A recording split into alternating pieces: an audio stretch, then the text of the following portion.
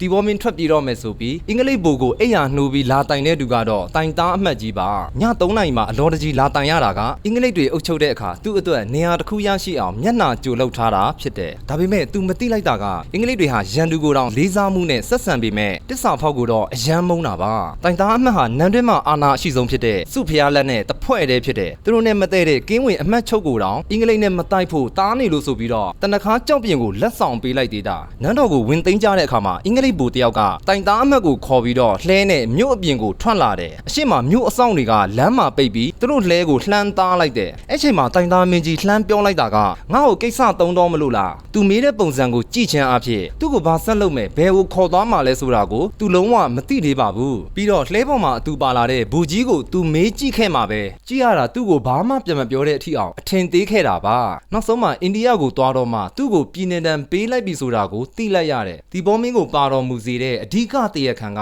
ကင်းဝင်မင်းကြီးပါဆိုတဲ့ဦးကောင်းနှင်ထုတ်တီဘောပြုတ်စကပုံထွက်လာတယ်အကြောင်းကအင်္ဂလိပ်တွေကိုပြန်မခုခံရဘူးအကယ်၍ခုခံခဲ့သည်ရှိတော့မင်းပြစ်မင်းတန်တင်မယ်လို့အမိန့်စာထုတ်ခဲ့လို့ပါအမှန်တော့အင်္ဂလိပ်ရေတပ်အေယာဝတီမြစ်ကြောင်းကနေခြေတက်လာတဲ့အချိန်ကိုဆိုလိုတာမဟုတ်ပဲနောက်ဆုံးအချိန်ကိုရောက်မှအဲ့ဒီစာကိုထုတ်ခဲ့တာဖြစ်တယ်ပြီးတော့စုဖျားလက်ကတနခါကြောက်ပြင်ပေးပြီးလှောင်ပြောင်ရဲတာကကင်းဝင်မင်းကြီးမှာအင်အားမရှိမှန်လုတ်ပိုင်ခွင့်မရှိမှန်တိတာစေတယ်တီဘောမင်းပါတော်မူအောင်လုတ်တဲ့သူကတော့စုဖျားလက်ရဲ့မိခင်စင်ဖြူမရှင်ပါပဲမိဖုရားခေါင်ကြီးဖြစ်တဲ့စင်ဖြူမရှင်ဟာမင်းတုံမင်းကြီးနတ်ရဆန်ခန်ဒီအချိန်မှာမင်းကြီးမင်းသားအယောက်တရာကိုအကြံနဲ့ဆင့်ခေါ်လိုက်တဲ့နမ်းမွေစက္ကန့်ဖို့အရေးရှိနေတာကြောင့်မင်းသားတွေကရောက်ရှိလာတာနဲ့အားလုံးကိုဖမ်းချုပ်ပစ်လိုက်တဲ့အဲ့ရထဲမှာလဲနေတဲ့မင်းတုံမင်းကအဲ့ဒီသတင်းကိုကြားသွားပြီးစိတ်မကောင်းဖြစ်ကပြဿနာကိုရှောင်လွဲဖို့မလွဲတာပဲနဲ့ပြတ်သားတဲ့ကြေညာချက်ကိုထုတ်လိုက်တဲ့ဒါအယောက်တရာထဲမှာမင်းသား3ယောက်ကိုသာရွေးချယ်ပြီးတော့တိုင်းပြည်ကိုခွဲပေးမှာဖြစ်တဲ့ကြံတဲ့မင်းသားအားလုံးကအခုချက်ချင်းနန်းတော်ကနေထွက်သွားဖို့အမိန့်စာထုတ်ပြန်လိုက်တဲ့ထူးဆန်းတာက